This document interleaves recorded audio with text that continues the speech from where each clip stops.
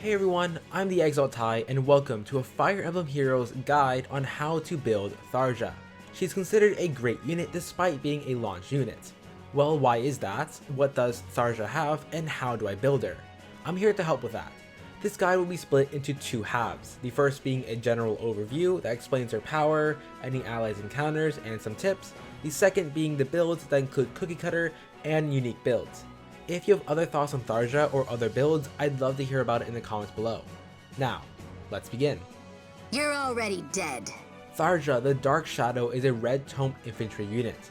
She has pretty good stats, but not stellar. 39 HP is pretty good. She is one of the higher HP units in her class, and here's a chart to show that. Henry at the top with 45 HP, Iago with 42, Hubert and Leon at 41, non-resplendent Sophia at 40, and then Tharja, who is tied with Celica, Fallen Julia, and Bridal Tharja. Having this high HP is not that bad. While it may be a bit trickier to get into HP ranges like Desperation or Vantage, that high HP allows her to be in the enemy range without worrying about being defeated. She can take a hit if the situation demands it. The only problem with that is her poor defenses. Tharja has 23 defense and 20 res. That's pretty bad, and it might make it difficult to leave Tharja in the enemy range when her defenses are so bad. Luckily, Tharja is not about defenses. Her attack and speed are pretty nice, and there's a lot of potential in there. 32 attack isn't the best, but with a plus attack asset, she can reach 35, and that's going to be really good. A 35-34 offensive spread is great to have. Speaking of her offensive spread, let's talk about her speed. 34 speed might not be the highest speed compared to other units, but within the Red Tome Infantry class, 34 speed is pretty good. At the top is Lysithea at 37 speed, Bridal Tharja at 35 speed, and then Tharja is tied with Garnith, Mil Morgan, and Katarina at 34 speed. It's not bad at all. Looking back at her stats, it's all good, but it does leave something to be desired. Fortunately, her skills fix just that. Well, just one skill. Tharja's Hex is a Blade Tome with no special cooldown penalty and a multi-phase debuffer. This is why Tharja is considered really good, and there's also the plus 10, which I will get into a bit later. Let's cover the Blade Tome. Tharja's Hex allows her to take any visible stat buff on her, which is indicated by the blue text in combat, and add those extra stats into her attack during combat. So if an ally gives her plus 4 speed from Hone Speed 3, then Tharja's Hex can add another plus 4 attack to Tharja's attack as an in-combat buff. Simple, effective, and has the potential to get exponentially powerful. For instance, Brave Veronica has a staff that looks really cool and has a name I don't really know how to say. But basically, she attacks a foe, and that foe, along with the foes within 2 spaces, get -4 to all their stats. And then she gets +4 to all stats for herself and allies within 2 spaces. It's an exceptional support skill that can help her allies immensely with that great debuff and buff. And that +4 to all stats helps Tharja a lot. Add it up and Tharja gets an additional +16 attack. This also applies to other Blade Tome users like Nino, Tail2, I guess Levitane, who really has like a Blade Tome sword, so I guess you call it like a Blade Sword or something. But that +16 attack is not the end because legendary Azura exists. Woohoo, Prey Wheel is busted. Here's an example. If Azura has Hone Speed 4, which gives +7 speed, and then sinks to Tharja, then Tharja gets +7 to all stats. That's +28 attack, which is insanely good. Especially to Tharja, who doesn't have the best base attack stat. Having that extra boost is super helpful. And the best part is that Prayer Wheel gives +7 to all of Tharja's stats. Having that extra bonus to her speed, defense, and res is incredibly useful for Tharja's Hex other effect. The Refine inflicts -4 attack and speed on foes within 2 spaces during combat. This is a unique effect and another reason why Tharja is considered good. Blade Tome by itself is amazing. Adding on this Refine makes Tharja even better. The -4 attack and speed applies to any foe within 2 spaces, even if Tharja is not in combat. They just have to be in range. Here's an example. Any foe within those 2 red spaces will get the -4 attack and speed. So let's say Aversa was in there, and Robin was attacking her. Because she's in range, she gets -4 attack and speed. It doesn't matter that Tharja is attacking or not, it matters that Tharja is present. If Aversa were to be outside of the range, then she wouldn't get the -4 attack and speed. So you will have to work with this Refine. Your positioning with Tharja is vitally important in making this Refine perform well. You might consider having Tharja move first during the player phase, so she deals her Blade Tome damage, and then be within 2 spaces of the foe, so her allies can take advantage of the reduction. Depending on the situation or your build on Tharja, you could leave her within range of the foe, so when they attack, they'll get hit by the reduction. This effect can also cover her allies as long as the foe attacks within range. In the end, this refine is incredible. Anyone who tries to attack her will get hit by -4 attack and speed. Unless we get a 3 range attack, which they might or might not do.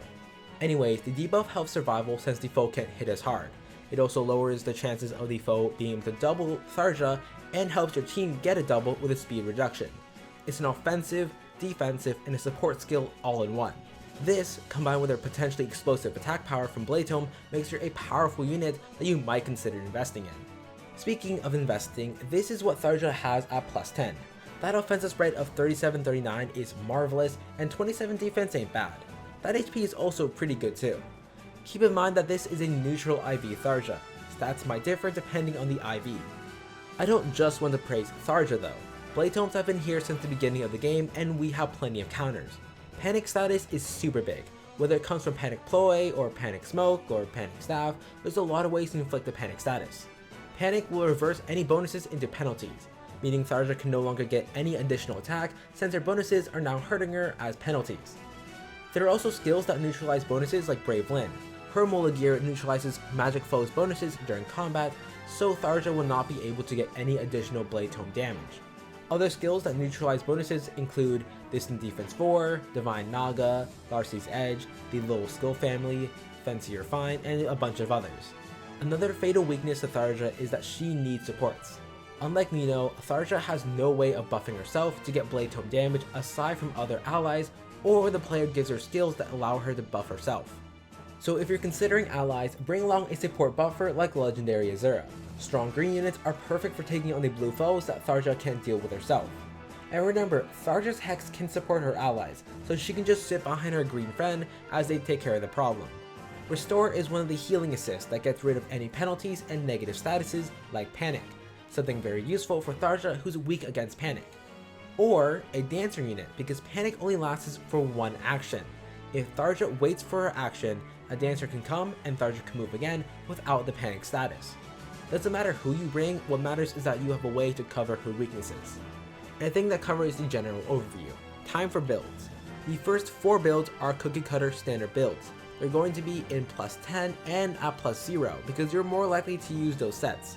If you have other builds or thoughts on Tharja, I'd love to hear about it in the comments below. First build, it's just Fury and Desperation. I did say cookie cutter. This set is cheap, simple, and has great skill synergy. Fury Recoil helps Tharja reach Desperation range easier and probably safer. Like I said before, with Tharja's high HP, she can get into Desperation range and still have a good amount of HP to take a hit if something goes wrong. Adding on to that, Fury raises her stats so she has a better chance of taking a hit if something actually goes wrong. If she's not running waves, then she's going to be needing allies for the Blade Tome damage. Second build, something Death and Love and Romeo and Juliet. I don't really think Romeo and Juliet was a good romance story. Didn't they meet and fall in love and then get engaged in less than a week or something? Moving on, I think Life and Death is really good on Tharja. Her stats may be lowered, but she still has high HP.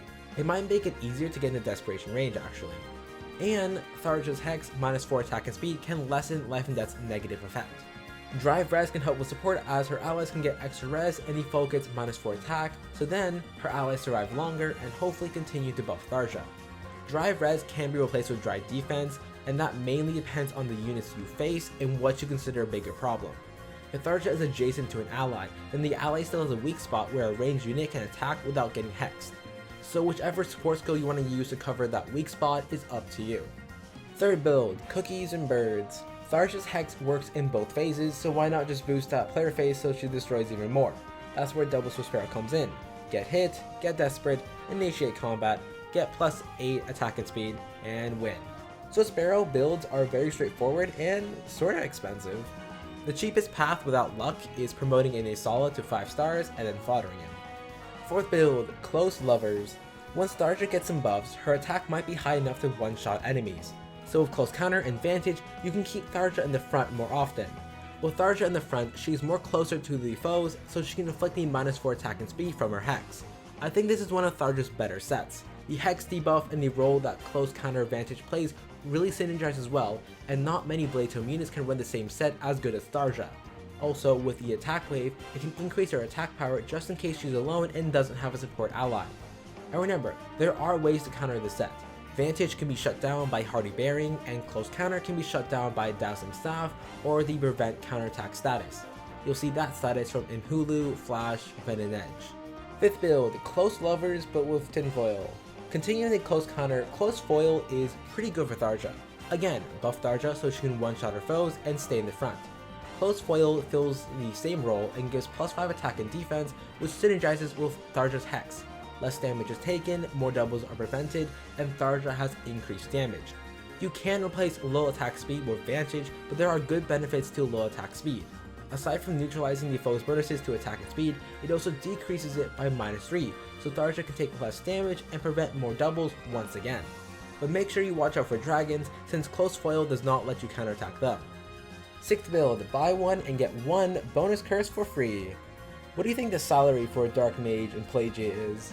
Are there bonuses? A retirement plan? Well, Tharja is going to need a good salary to afford Bonus Doubler. Bonus Doubler is one of the best skills for Blade Tome units since they both rely on visible stat bonuses. Just remember that Bonus Doubler's combat buff doesn't add into Blade Tome attack, only the original stat buff. Simply throw in attack and speed wave. There is a high reward with explosive amounts of attack and speed, and then there's a high risk if Tharja gets hit by panic or faces a foe with bonus neutralizer. In those situations, Blade Tome and Bonus Doubler can't really help with that. 7th build, not gonna lie, Tharja is pretty chilly and smoky. This set mainly focuses on support with chills, smokes, and Hex. Have Tharja attack first so she can get these smoke debuffs off and be in range for Hex to debuff even more. Or you can even leave Tharja in the foe's range so they attack, get smoked, and be in range of her Hex. Triangle Depth helps her take on green foes safely, but you can replace it with close/distant defense, close counter, fury, etc. And of course, she has the obvious weakness to units who have high enough power to knock her out before she can do all of her debuffs. 8th build, expensive. This is a high damage set. The +7 attack and speed from push, +6 from wave, +6 from the Blade Tome, and the -3 speed and res from low will help Tharja deal massive damage and double the foe. It's okay for the foe to counterattack since they'll get -4 attack and speed from Hex, -3 speed and res from Lull, and Tharja has high HP to tank hits. But she will need some way of healing if her HP drops too low, otherwise push will not activate. An important thing to mention, push and Lull aren't affected by the panic status, so even if Tharja gets hit by panic and her speed turns into a penalty, Tharja can still do well with just push, Lull, and Hex. 9th build, also expensive. Upgrading from the standard Blade Tome into Tharja's Hex gets rid of the special cooldown penalty, so Special Spiral will work with Glimmer. Once Tharja uses Glimmer, she can keep using it over and over again. Double Waves will give her another +12 Blade Tome attack along with attack waves +6. To increase Glimmer damage, she can run Sturdy Impact for the +6 attack. And in case the foe counterattacks, the +10 defense and no follow-up from Sturdy Impact helps her survive the round. She can also run Mirror Impact if you're concerned for magic units. Hey, thanks for watching. If you have other thoughts or builds for Tharja, feel free to comment down below. Subscribe, leave a like, yada yada. I got Xenoblade. I'm so happy. I wanted to finish this video before my copy came in, but yeah, I'm only a few days late.